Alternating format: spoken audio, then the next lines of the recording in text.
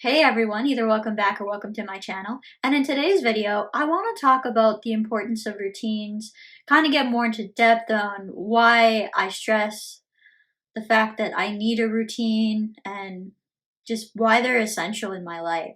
So before I get into any more details, time for the intro.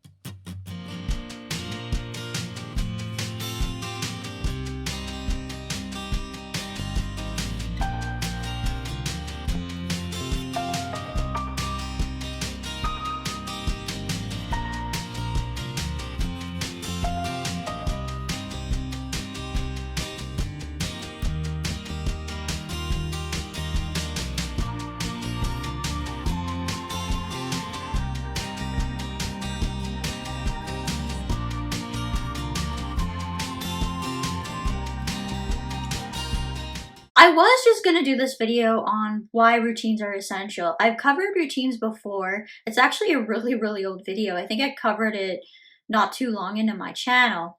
However, as time goes on, and now that I'm dealing with migraines on top of IIH, it's more so the fact that routines are becoming essential for more reasons what they used to be.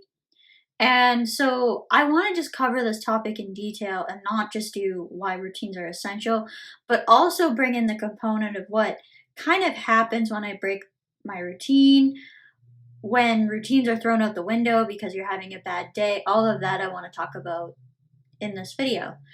So let's just get right into it. Routines keep me in a somewhat normal schedule. So this keeps me getting up at the same time every day, going to bed at the same time every day, which means that I get consistent amount of hours of sleep. Now, I've emphasized how important sleep is with migraines and IIH, but the thing is that I find staying consistent with sleep is really important. Even though I don't have a specific place to be at 8 o'clock in the morning, I find that getting up at the same time every day is really important. I'm often up between 7:30 and 8, although it can be as early as 6, can be as late as 8:30, but I try and keep it between the 6 and 8 o'clock window. The biggest reason for this is because I spend 40 minutes a day every morning doing my meditation. So if I wake up later, it's that much later before I get into my day. Now, my meditation is really important, and I talk about meditation quarterly on my channel about why it's so important. But those 40 minutes are some of the most important minutes of the day for me, and they're prioritized for a reason. Keeping consistent sleep is also important for the meditation so that I don't fall asleep while I'm meditating. That's only ever happened once, I believe, where I've almost fallen asleep during my meditation. And it was during a really rough time with symptoms that I wasn't able to really help it. It was just, I was so fatigued, I couldn't even hardly keep my eyes open. Not only does keeping a consistent routine help with sleep, but when you have stuff to do at different increments of the day, it makes your day go faster because you feel busy. So this is why I kind of miss having school and kind of miss all of that, because I had a specific set of tasks to do every day. And when you're dealing with a chronic illness, you can't always guarantee that you're going to be able to do those things a good majority of the time. For me, it's about 70-75% now that I'm often able to maintain a routine, but it's very difficult on the rest of the time to be able to maintain a routine, which I'm going to talk about in a little bit. Routines also give me a reasonable idea of when I might be doing too much or overdoing it. So I did talk briefly about routines most recently in the video that I did where I talk about where I'm overdoing it. The main exception to this is that when you're used to a routine that you've gotten into that's almost become a habit, your body is able to tolerate that a little bit more than if something comes in to your routine that breaks your routine. So let's say, for example, for me with a chronic illness, that could be going out for dinner with my family. that's something that breaks the routine and can absolutely exhaust me to the point where I'm done for the rest of the day after that happens. So even though it's a critical to my mental health and getting to see people is awesome, breaking that routine means that I often have to deal with symptoms or at least rest a little bit more so that I make sure that I don't overdo it. And when you break that routine, it is very easy, at least from what I found in my own experience, to actually overdo it because your body's not used to those particular tasks.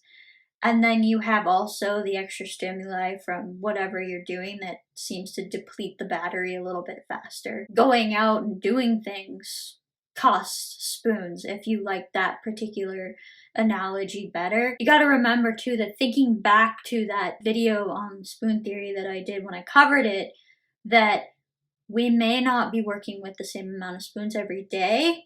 We also may not be able to do the same amount of activities every day. So what seems like impossible today is quite easy tomorrow, and what seems quite easy today could be impossible tomorrow.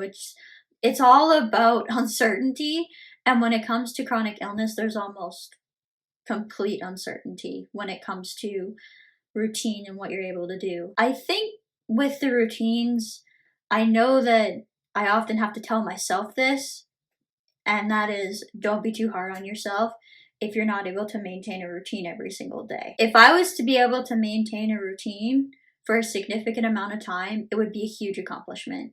At least that's how it's felt in particularly the last few months. With regards to overdoing it too, you have the ability to know when you have to tell your friends or family no. And this is where I get into the whole fact of please respect this when we have to say no.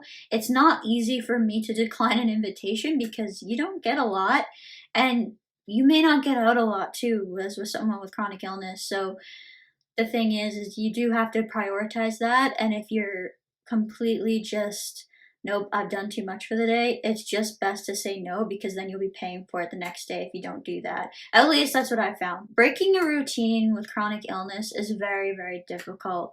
At least I find it's very, very difficult on me. Breaking a routine can lead to doing too much. It can lead to extra symptoms. As I was saying earlier, my tolerance is quite low when I break my routine. So this means that I'm not able to tolerate doing as much. But when you think about the battery example, or you think about the spoon theory, you can kind of get an idea of how this is the case, because when you break that routine, you're taking extra energy away from a situation that you don't have a ton of energy to begin with. These events that we often do that actually break our routine, that we're willing to do to break a routine, are often high cost events. Even when they seem like they're not high cost events though, I feel like they take more energy than what they should. I shouldn't even blink an eye at going out to a restaurant to have dinner with or supper with my friends and family. However, after doing these things, it seems like all I want to do is rest for the rest of the time. Now, the great thing is this works great at supper time, because it is at the end of the day and I'm getting close to bedtime anyway, so it's not that huge of a deal. Plus, I take my evenings to rest. However, going out for lunch or breakfast, on the other hand, is a little bit more risky because it's at the start of the day and I'm often most likely to be able to do things for the rest of the day. However, I found that if I go out at those periods of time, that I'm often spending the rest of the day resting. The next thing I want to get into is the whole idea of don't be too hard on yourself if you're not able to maintain a routine. So on bad days for me, I'm not able to maintain a routine.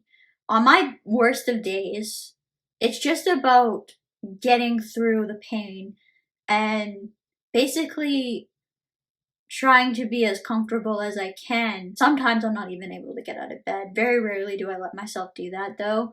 I often try at least to get out of bed. I hate staying in bed all the time. And it's boring in bed. There's not a lot of entertainment. Although when I'm in bed, if I have to stay in bed, I'm in so much pain that I often can't really even open my eyes. So there's not really the worry about, do I have entertainment on me? Because I'm not able to enjoy that entertainment.